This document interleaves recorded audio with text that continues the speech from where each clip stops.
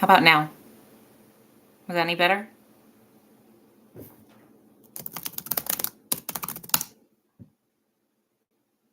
I've been talking for 11 minutes with no sound. That's probably for the best, though. Oh, you can hear me now? Okay. Okay, cool.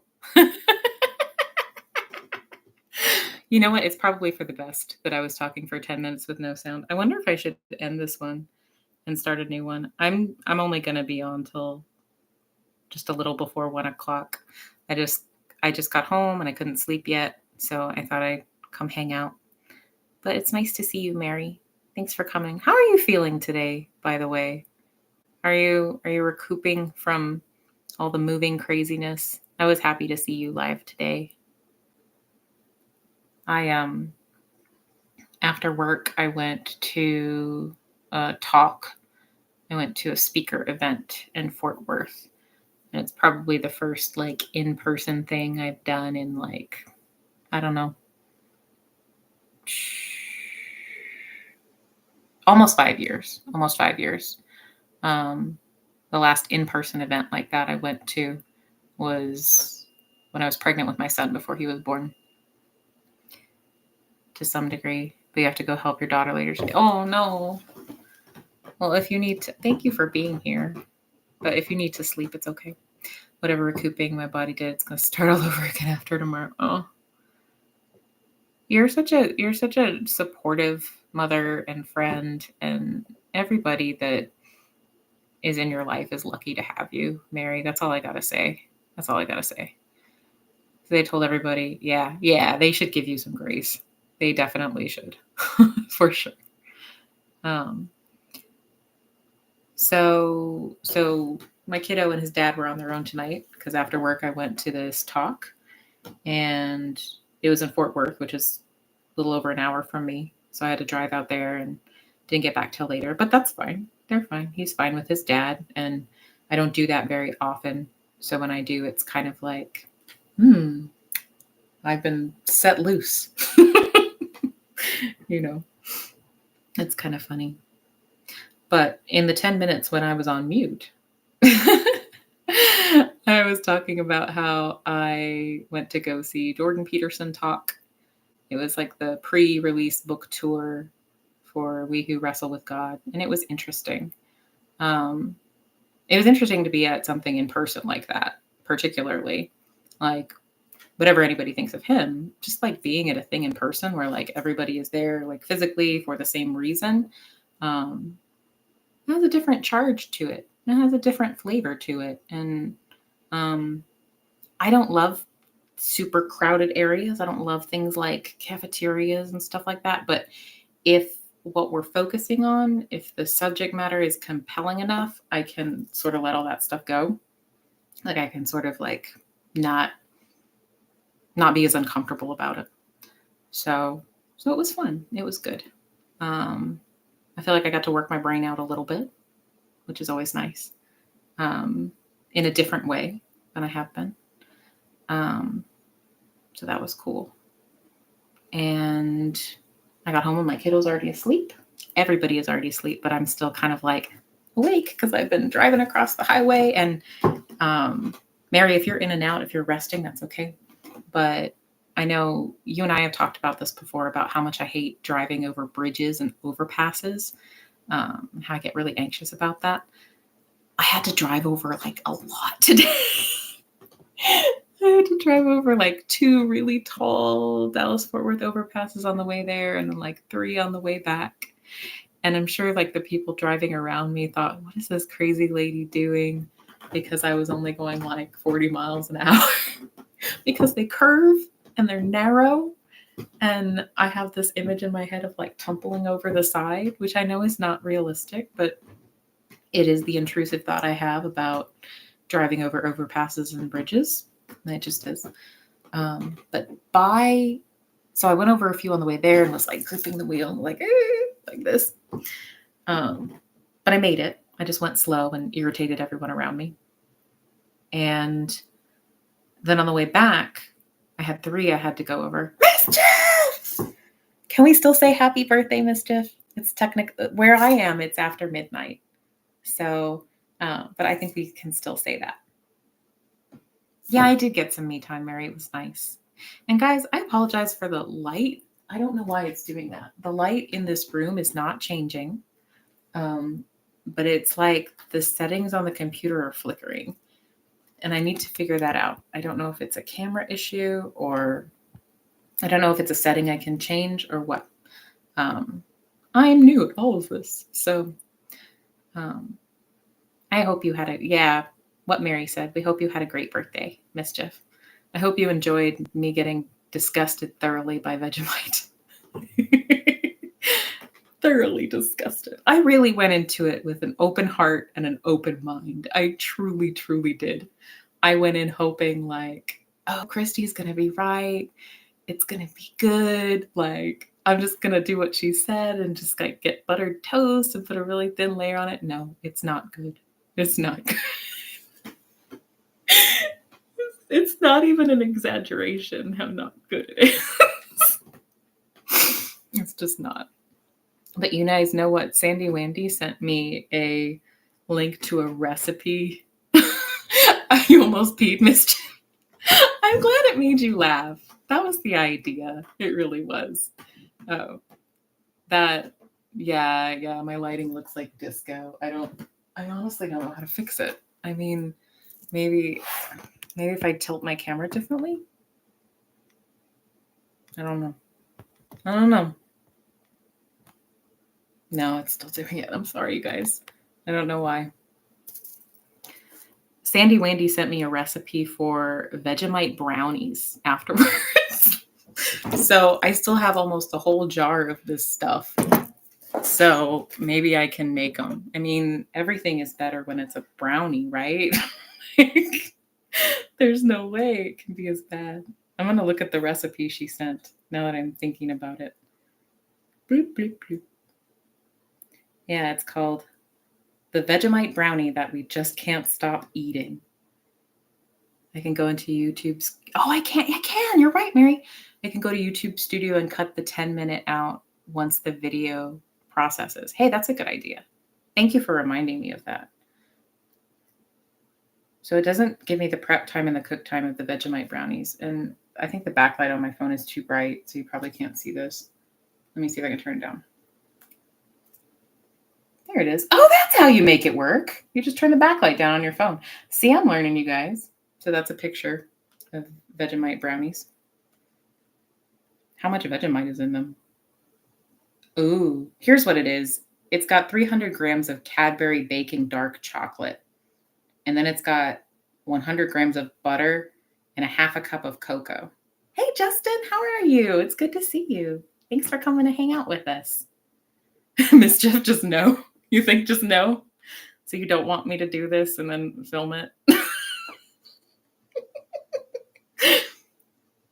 Because I am kind of a glutton for punishment, you know? I kind of... Oh, there's a lot more ingredients here. Mary says I need to take the stuff and throw it in the trash. Don't try to make brownies with it. Don't try to make anything with it.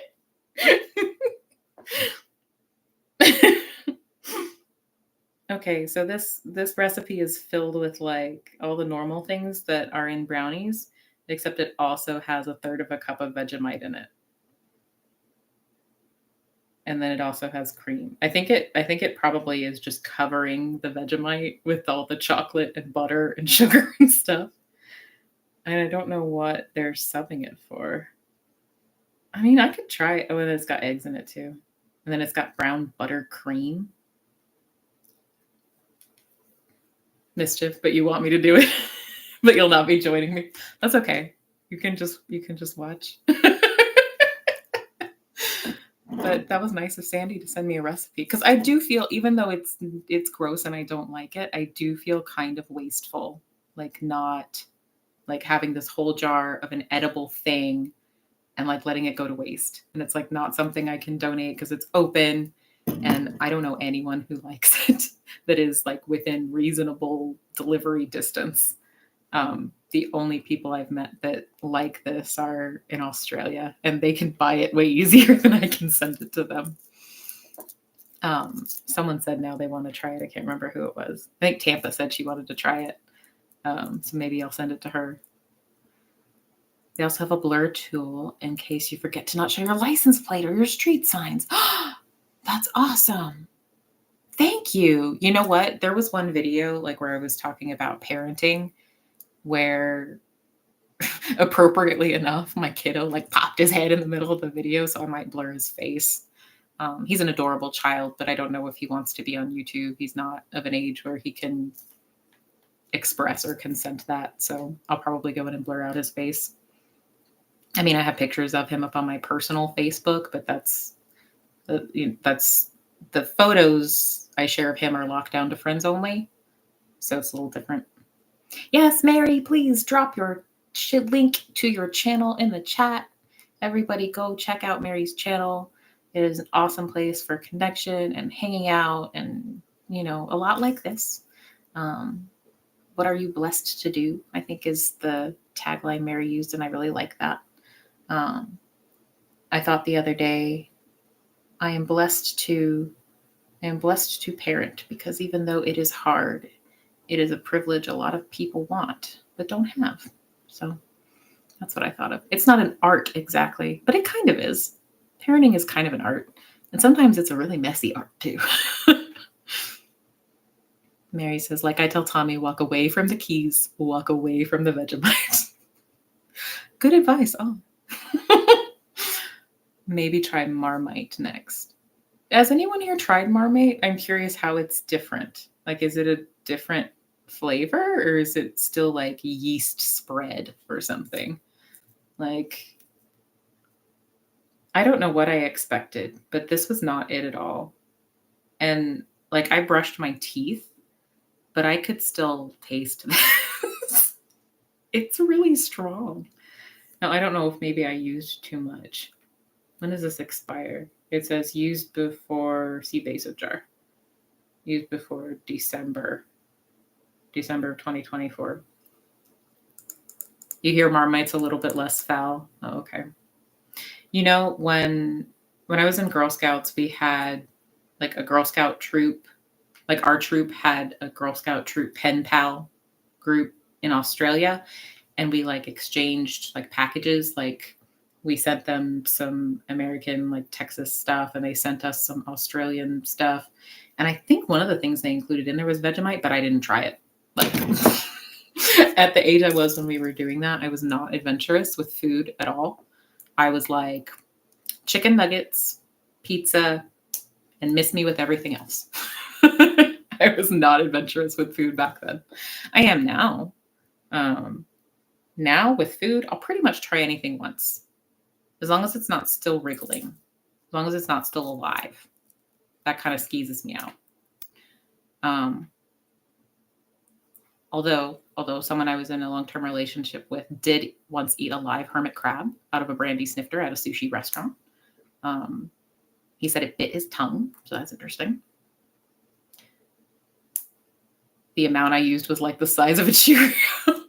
It was very little amount. Like, well, that was what I was coached to do. Like, that was what our Aussie friends recommended, was use just a very little sparing amount, like a thin layer on buttered toast.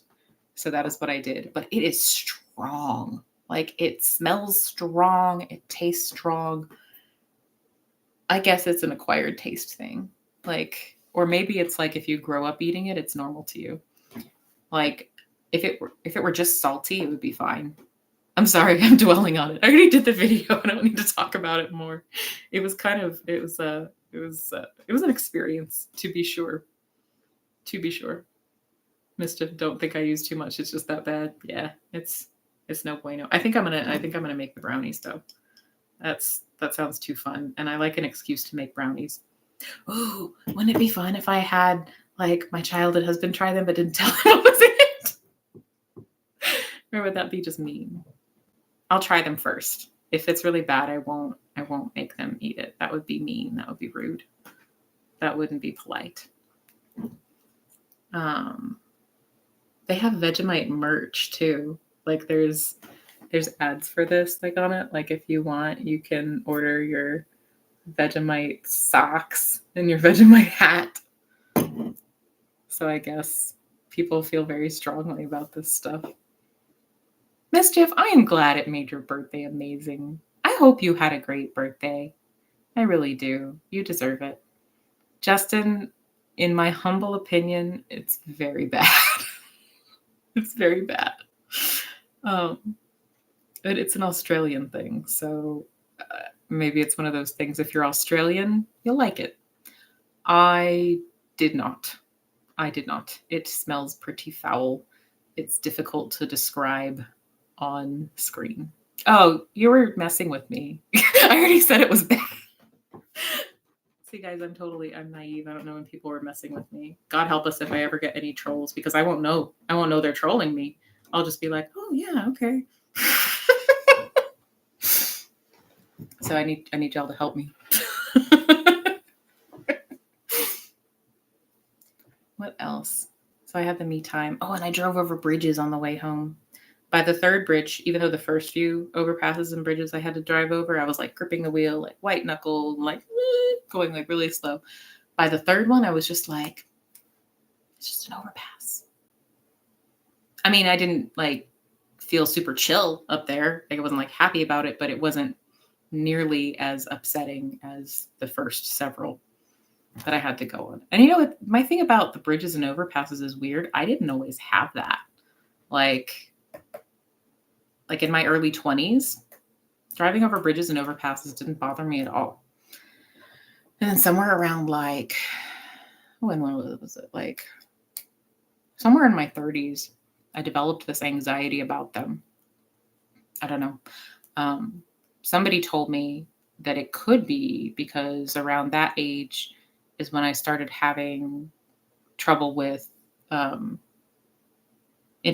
hypertension, which is where you have too much pressure in your brain, and it can cause like headaches and blurred vision, and it messes with your balance too. It messes with your vestibular system.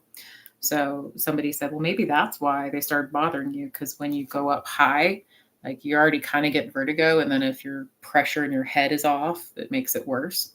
So maybe even when that went away and the pressure went down, I kept the discomfort part of it. Yes, I did say, why did I do this? Hey, by the way, that was all genuine. I was not hamming up a single solitary bit of that video. Probably if I wasn't recording, I would have like been noisier and like more emphatic actually, because I didn't want to gross anyone out too much. Yeah, like even when I smelled it, it was probably like the smell wasn't pleasing to me.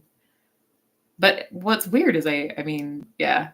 But trying new things is fun, even if it doesn't end up tasting yummy. It's one of those things that's like, I don't know. Like we have to keep a little bit of novelty in our lives, even if it's just like little stupid stuff like that, to keep us like awake and going. And if we can't like go out and do stuff and run around, then we can do silly stuff like eat stuff we've never eaten before. Hi, Janet. I'm so glad you're here. Thanks for coming to chill with us. I just couldn't sleep yet, so I figured I'd hang out here until cricket goes on. Mary, you got this saying on your shirt that did not apply to my tasting experience this afternoon. It did not. What shirt was I? Yesterday I was wearing one of my favorite t-shirts that said, "The horrors persist, but so do I." That is now one of my favorite sayings. The horrors persist, but so do I. Don't worry if I get trolls. I'll figure it out. I got you covered. Oh, thanks, Mary. Thanks, Mary. I haven't done it in a long time, but like way back years ago when I had too much time on my hands, I wasn't the troll, but I would like on Facebook posts when people got into Facebook arguments, I would like try to mess with them by engaging with them and like interacting as if I thought they were being serious and like see how far I could take it. I kind of dabbled in attempting to troll the trolls, but the problem is like that has to stop somewhere. Like you've got stuff to do. Like I have a life. And also I'm not great at identifying them immediately, you know, like it takes me a minute It takes me a minute. And sometimes I think people are making a good faith attempt to debate something, and it's not always a good faith attempt. Sometimes it's just you're just trying to upset you or mess with you or get attention, stuff like that. The trolling phenomenon is interesting to me. Like, I wonder if there's been any studies on the psychology of that behavior, because it's kind of unique to the internet age we're in, and where everything is on social media all the time. Hi, Ann Hummingbird. It's good to see you. I'm so glad you're here. Thanks for hanging out with us. I was just talking about internet trolls, and I'm curious if there's been any studies about the psychology of internet trolls, and what other things that they have going on in their mind and in their life. What makes a person want to do stuff like that? Are they really lonely? Are they really sad? Are they just really angry? Janet trolling is really aggressive. Yeah, it's a good take. There's some people who are always looking for a fight. Yeah, that's a good take. I think you're right. You're right about that. Yeah, how are you feeling, Anne? I know you've been having a tough time of it lately. I hope things are on the upswing for you.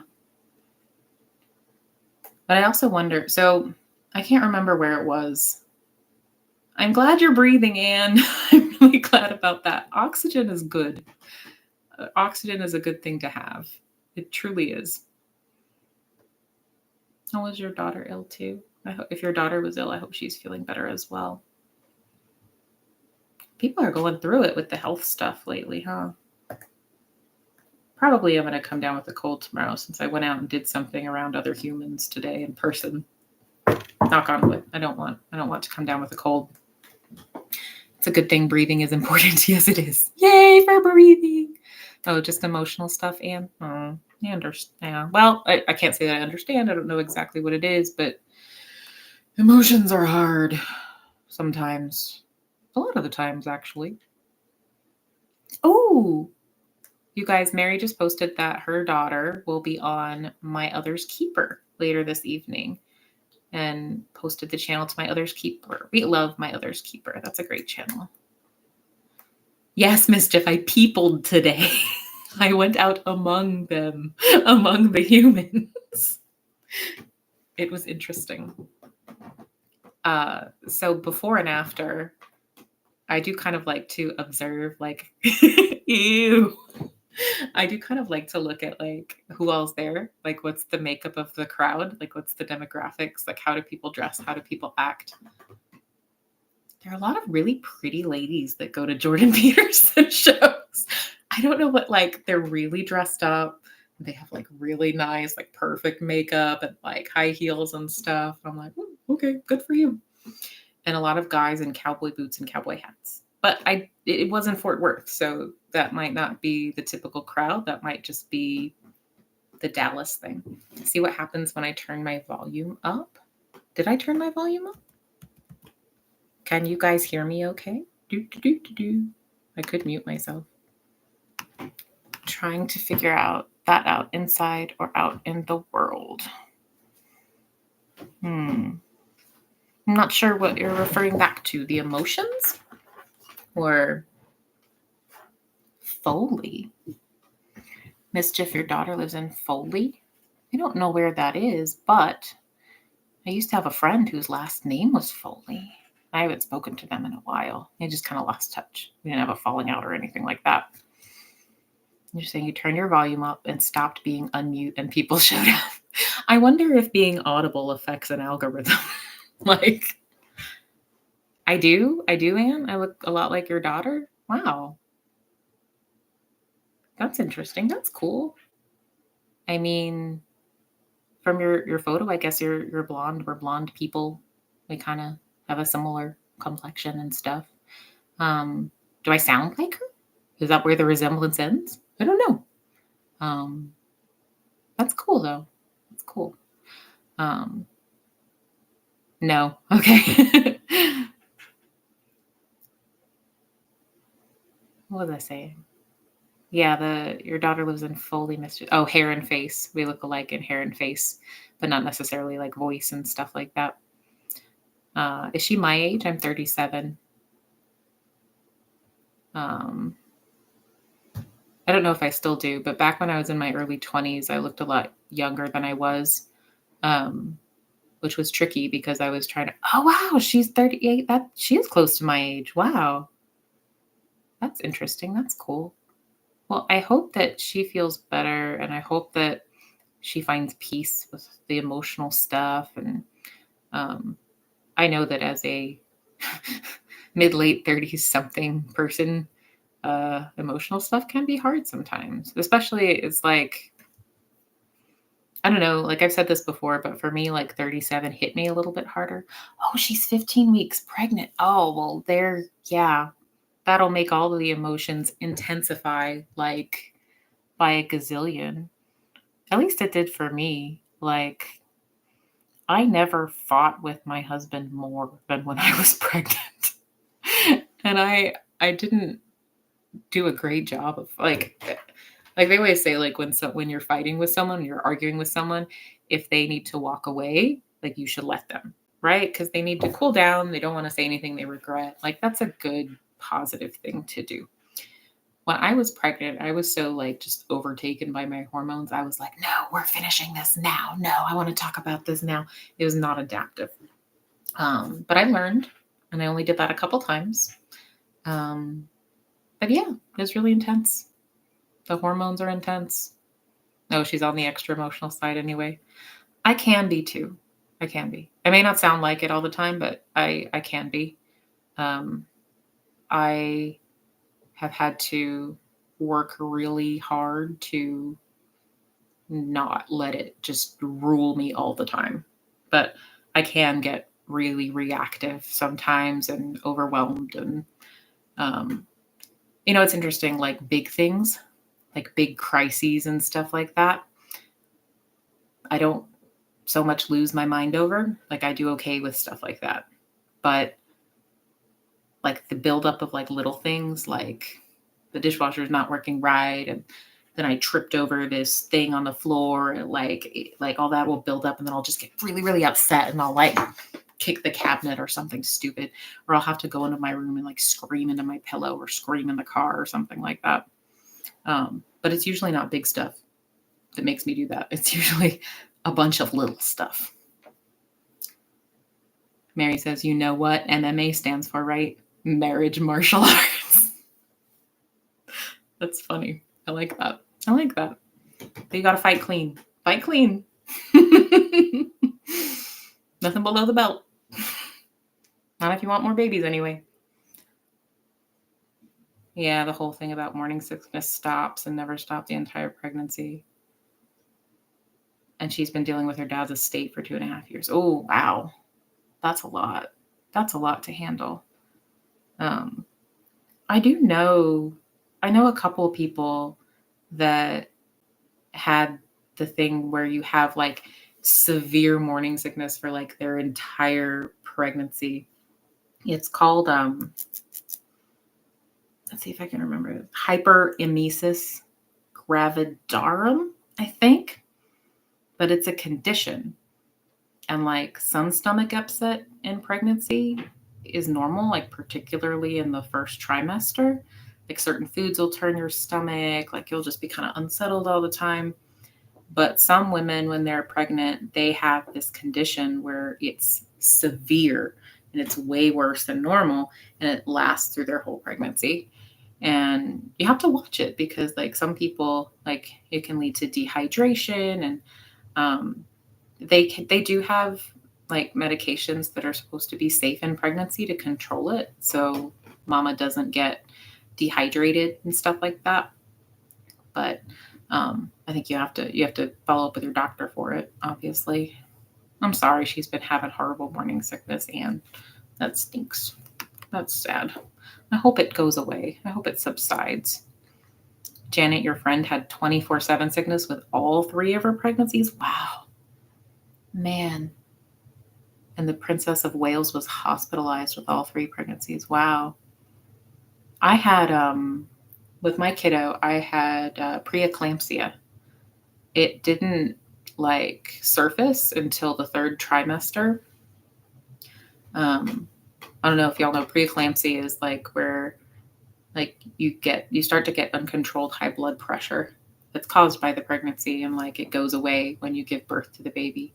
You had it too, Janet? It's rough.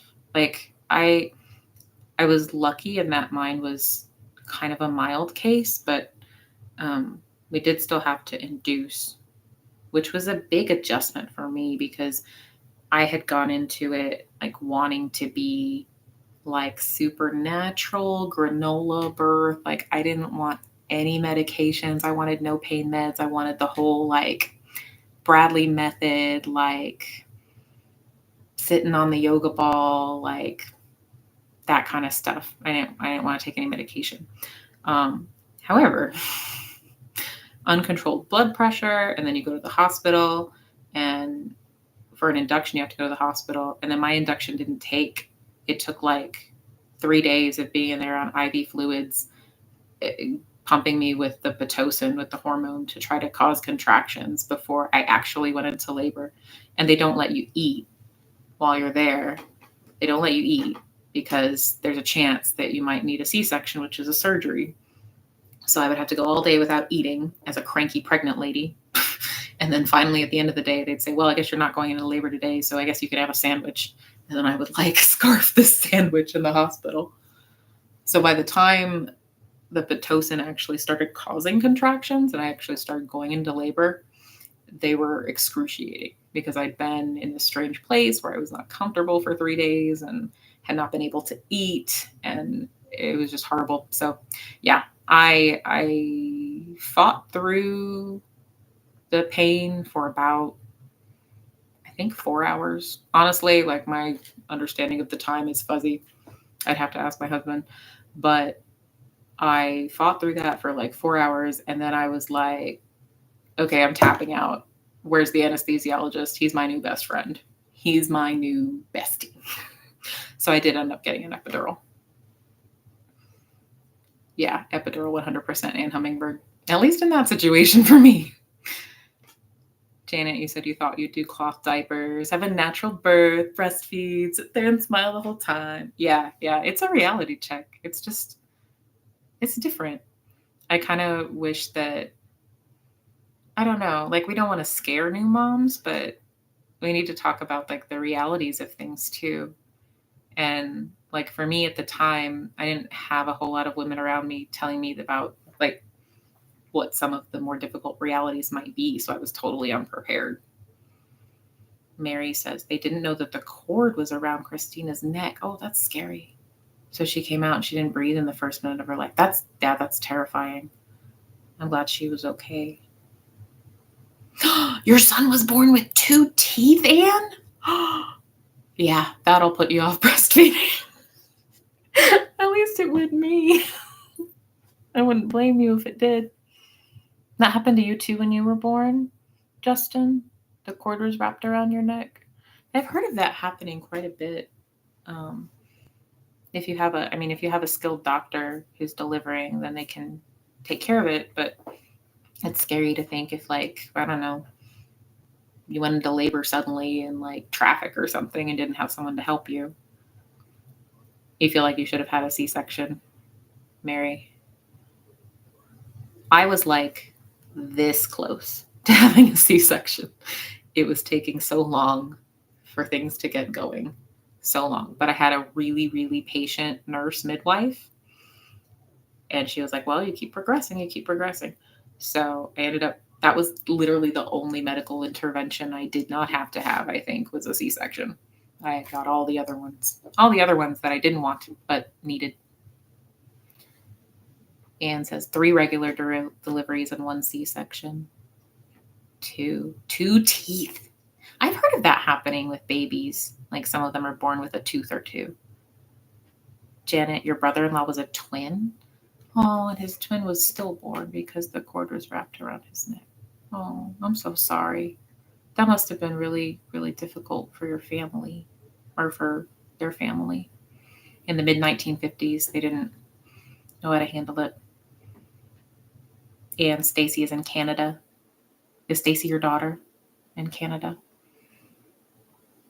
Does Canada have a weird food like Vegemite that I can try? I'm sorry, strange topic shift. I was just thinking about how different countries have different foods that are kind of specific to them. But yeah, people don't tell us what to expect. Well, at least nobody told me what to expect with motherhood. Oh, your niece, Ann Hummingbird. That was just a couple years ago. Oh, okay. Sorry. Yeah, I hope she's getting good prenatal care. Your daughter, Ann. Plus, when you had Kelly B on your channel, you told the story the first 2 weeks of her life. It was hard. It wasn't the baby that was hard. It was your ex-husband that was. That can be a thing. Yeah, for sure. Yeah, I guess maple stuff would be the Canadian food to eat. That would make sense. Yeah, newborn days was really rough for me and my husband also. We tried to do this thing where we slept in shifts. Like I would be awake with our kiddo for 6 hours and then he would, and like we would swap back and forth. But we ended up, so we got a little bit more sleep, but then we ended up both just being like really isolated and never seeing each other. And that's not something that's good when you're stressed out and doing something new you've never done before. I was lucky enough to have my, like at the time, I think his mother and my mother were like still in good enough shape. Like they could come over and help out sometimes. But yeah, newborn days when you've never done that before is rough. I mean, it's sweet and I loved it. And I loved how he would sleep on my chest and like, I remember them fondly, but it's also hard, you know, it's both. It's both. Janet, Canada has some cool foods. Poutine is one thing. Okay, you know, I've heard of poutine. Isn't that like, that's like a fries with like gravy and cheese curds, right? That sounds kind of delicious, actually. That sounds great. Tortilla, Nanaimo bars. Okay, I'm going to try some Canadian foods. I have had like maple stuff, like maple candy and like pure maple syrup and stuff. Because my in-laws are all in Massachusetts and New Hampshire. So they send us that stuff sometimes. I never knew before, like Hungry Jack is not maple syrup. Not the same. Yes, it's good. I got a notification what is my notification for? Oh, so Chow just went live. So I'll probably wrap this up here in a minute because I know a lot of y'all like to go watch her channel and I do too. And it's a good sign for me that I probably need to try to think about sleeping sometime. Mary says, I have to send you some of the hot pepper bacon jam. Oh, that looked really good. I watched that video and I almost ordered it. Like I had my finger on the button. Like they said who it was and I Googled it. I have my finger on the button. I might have to go back and find that so that I can order it because it looked delicious. Actually, anything with bacon in it sounds delicious to me. Where am I, Ann Hummingbird? I'm in the Dallas-Fort Worth area in Texas. Yeah, see you there, Janet. Thanks for hanging out with us. It's good to see you always, Janet. Where? Yeah, Dallas-Fort Worth area. I am just north of Dallas, like suburban sprawl. I used to commute into Dallas every day, but the last 7 years I've worked, 6 years, because I worked in the office the first year. The last 6 years I've worked remotely. But that might be changing pretty soon.